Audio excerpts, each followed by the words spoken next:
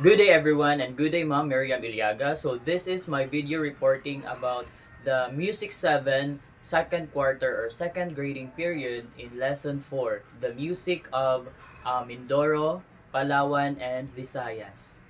So let's tackle first about the music of Mindoro. So first is the vocal music.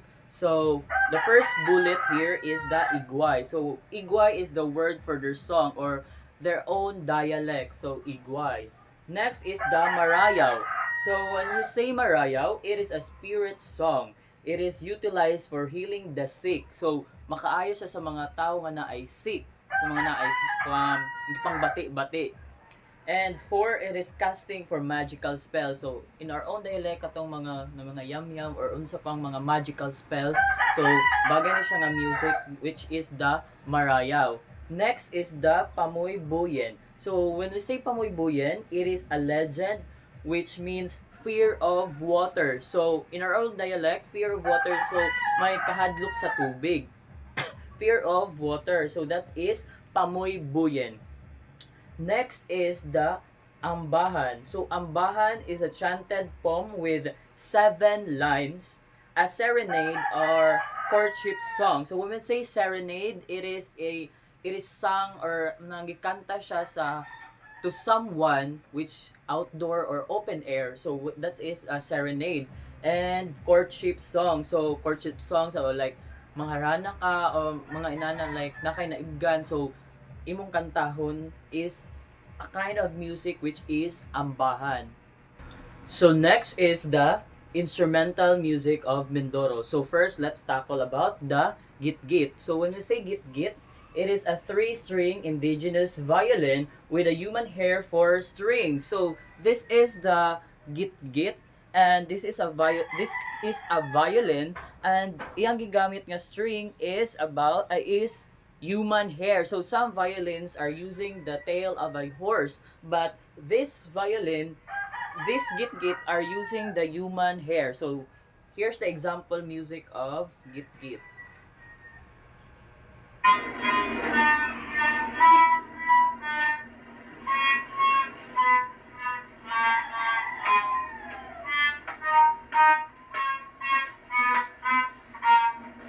So that's the example music for git-git. So next is the batiw-tiw. So this is the batiw-tiw. So batiw-tiw, it is played by striking the split end of a bamboo against the left palm. So ang batiw-tiw, this is the batiw-tiw. Batiw-tiw are used for gigamit siya for end sa bamboo and it is against to the left palm. So ang paggamit is example is kani. Example, this is a batiw-tiw, then the end of a bamboo and it was ang gihapak diri sa left palm sa left nimo nga palm. So mutingog na siya like and this is the example music for batiw-tiw.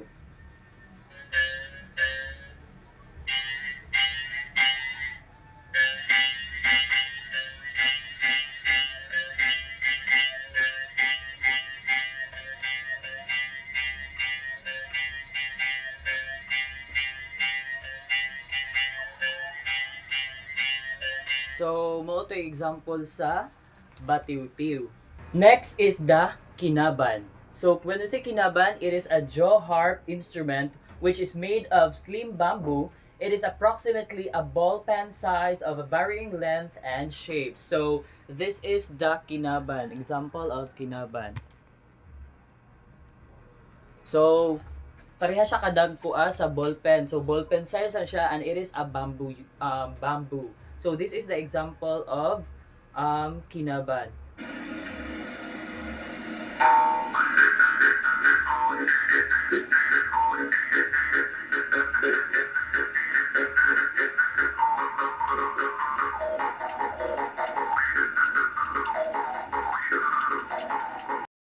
Next is the lantoy. So lantoy, it is a transverse flute. So flute ni siya. It has a 5 holes. So 1, 2, 3, 4, 5. So 5 holes. It is tuned diatonically. So this is the example of lantoy.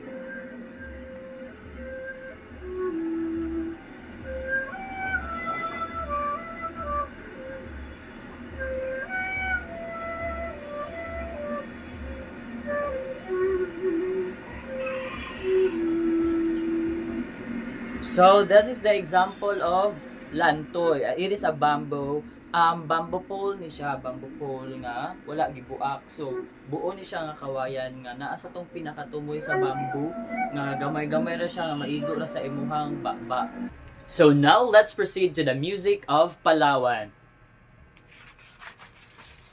So Palawan is one of the most visited places by tourists in the Philippines. So dili nato ma-deny na ang Palawan is most visited places in the Philippines kay daghang mga foreigners and etc. Even us mga Filipinos gusto gud ta makaadto dito nga dili ta taga dito kay very nice jud ang places, and it is the home to beautiful beaches, marvelous stone formations, the underground river, and the Tabon man whose bones were discovered in the Tabon cave of Palawan. So now let's tackle the vocal music.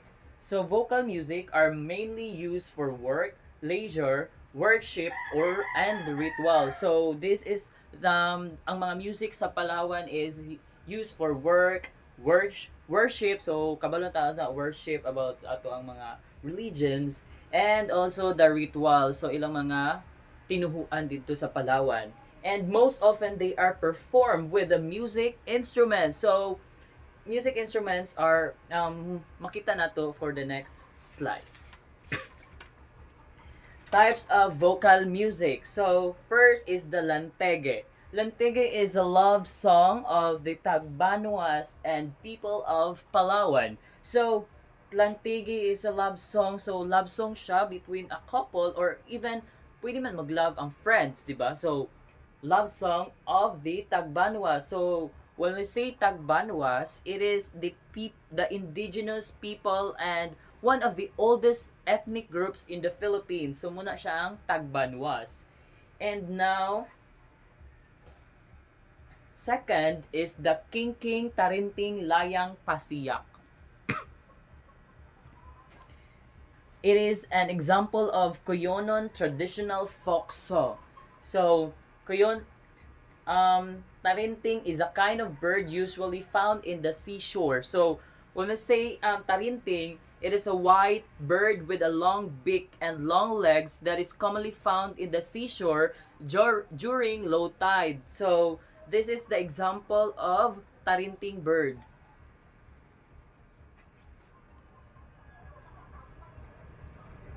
So, muna siya. Long beak, long legs. Makita na siya sa during low tide kay manguan man silang mga fishes. So now let's proceed to the instrumental music of Palawan. Known for its 3 important indigenous communities who up to date have preserved their culture and their music. So first is the Kayonon. So when we say Kayonon, it is a language and an ethnic group in the Philippines. It is spoken in the Coyo Islands and along a low coast of Palawan. So next is the Tagbanwa. So when we say Tagbanwa, it is the people are an indigenous people and one of the oldest ethnic groups in the Philippines, located in Palawan. So mainly found in the central and northern Palawan. So lastly, the Palawan. So when we say Palawan, the Palawan is also known as Palawan or Palawano, our ethnic group native to the Palawan Islands in the Philippines. So these are the examples tribe of Palawan. Ano siya, guys? So those are the ethnic groups in Palawan. So first, the instrument music of Palawan is the suling. So, a flute made of bamboo. So, bamboo ni siya, guys. Yeah, so it can be tuned into different scales. So pwede siya malain-lain og tono, lain-lain og scales, and it is also known as babarak in Palawan. So kung tawag sa ilaha babarak, but kung in general terms jud siya kung gamit kag bamboo, so moingon kag flute. And kung tawag sa ilaha babarak. So this is the example of suling.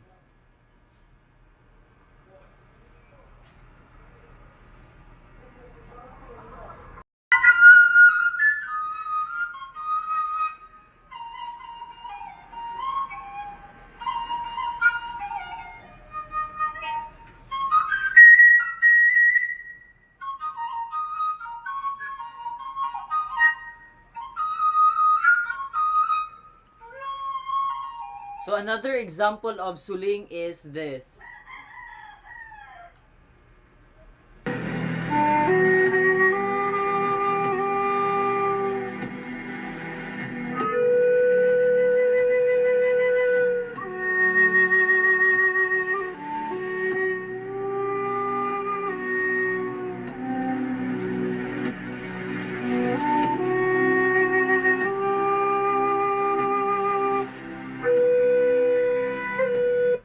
So, mo to ang example sa suling dito sa Palawan.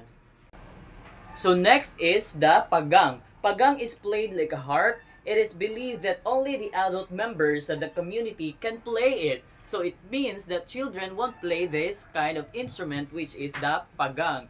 And this is the example of pagang instrument.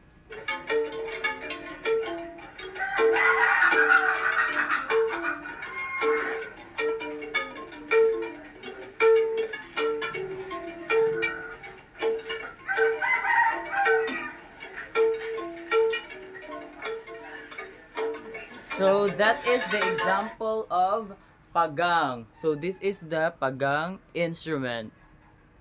Instrument of the Palawan is the kusyapig. So kusyapig, it is a lute instrument. So this is the kusyapig. And here is the example of kusyapig.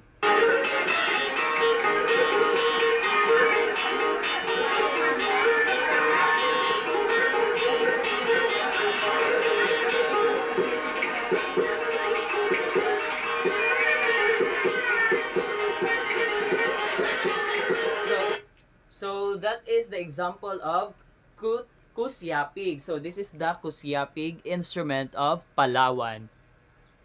Alright. So this is another example of kusyapig.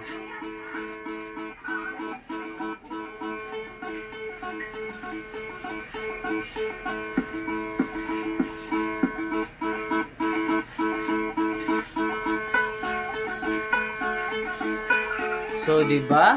It's so very nice, like makakuan gud siya sa imong peace of mind. So, this is the kusyapig instrument. And lastly, the agong. So, agong is used and assembled by the Hanunu. So, when we say Hanunu, it is an ethnic group of Mangyan. And it consists of two light gongs. So, muna siya two light gongs. So that is, and it is played by two men squatting on the floor, but it is played by simple doppel meter. So it is played by two men. If duha ka agong, duha pud ka mo play nga men, but it could be one rajap, pwede ra pud siya one, then one ra pud ang mo play. So this is the example of agong.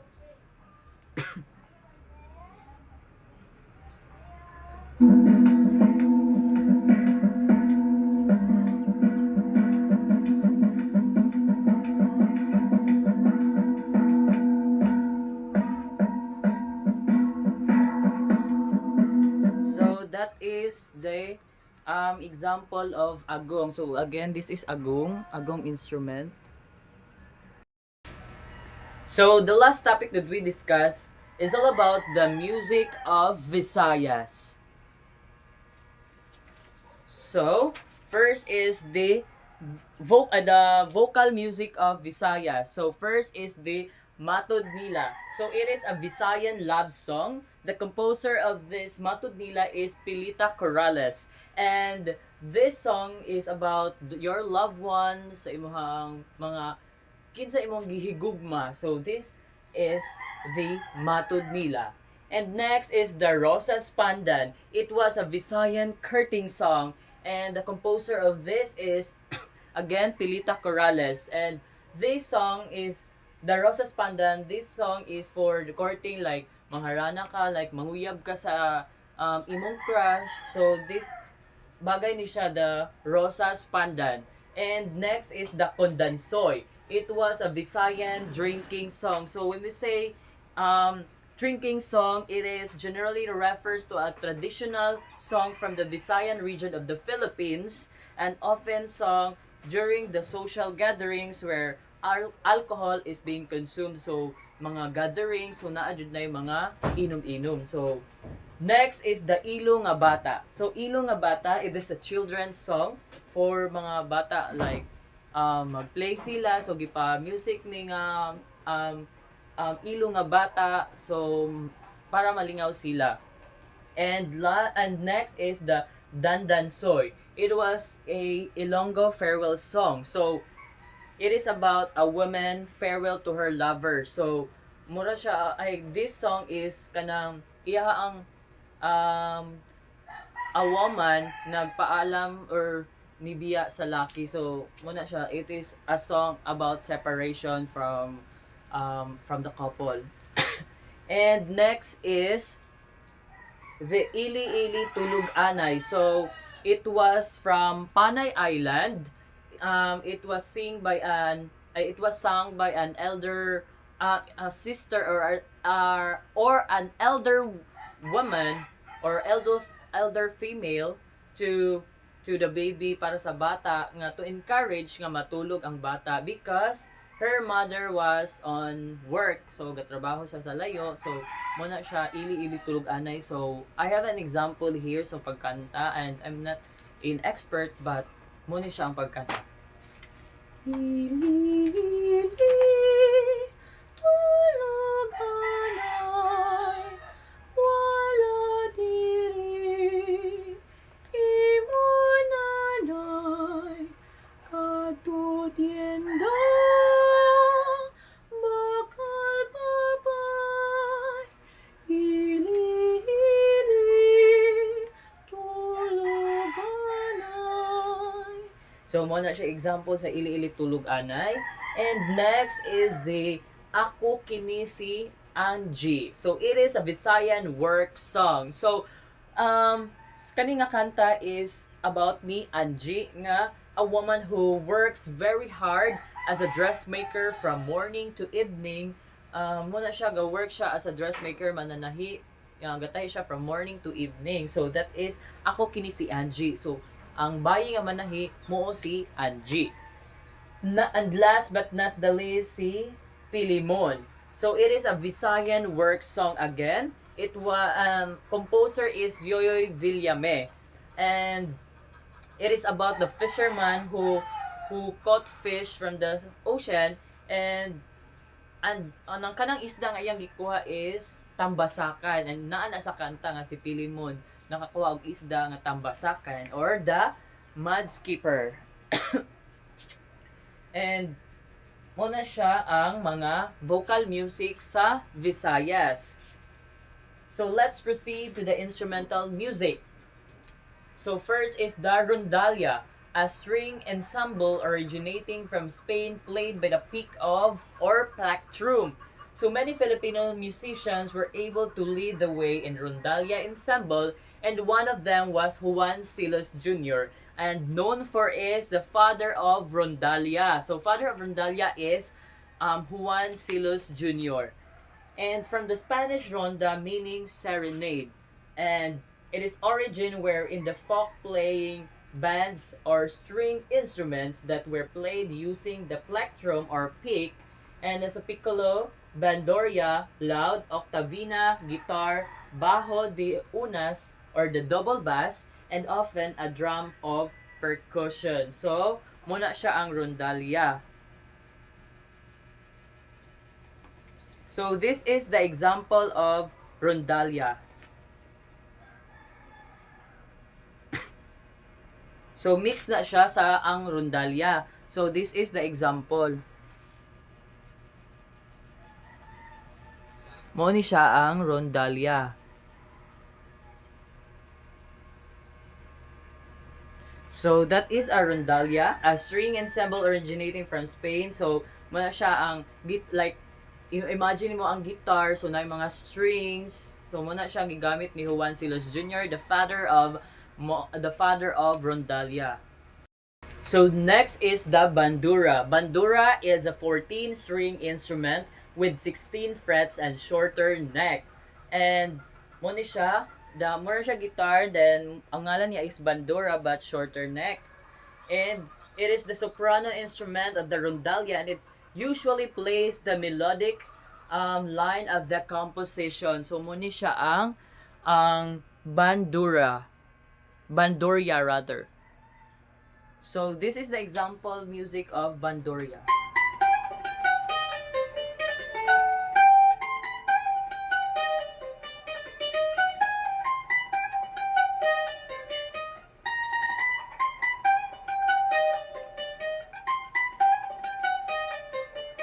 So muna siya ang example sa bandurria.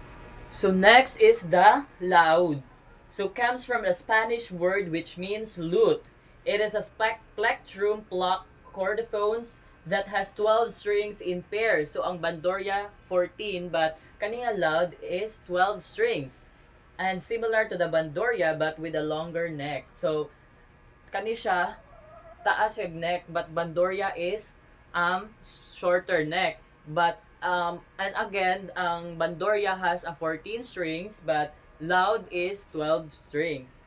And like bandurria, it is tuned in fourth, but it's ranged in one octave lower. So this is the example of laud. This one is the cousin of the bandurria. Well, as far as I can tell. And good sustain.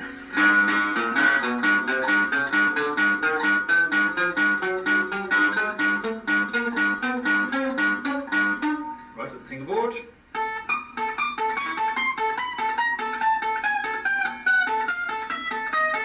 So muna siya ang laud. So the last but not the least, the instrumental music of Visayan is the bajo de unas. It is the largest among the instruments and the most strings ensembles, evident by thick string, large body, and low tones. The number of strings varies standard 4 strings to the rare string and can have pitches octaves lower than middle. It plays the bass part of the piece, so the notes of these strings are E, A. So this is the example music of Bajo de Onas.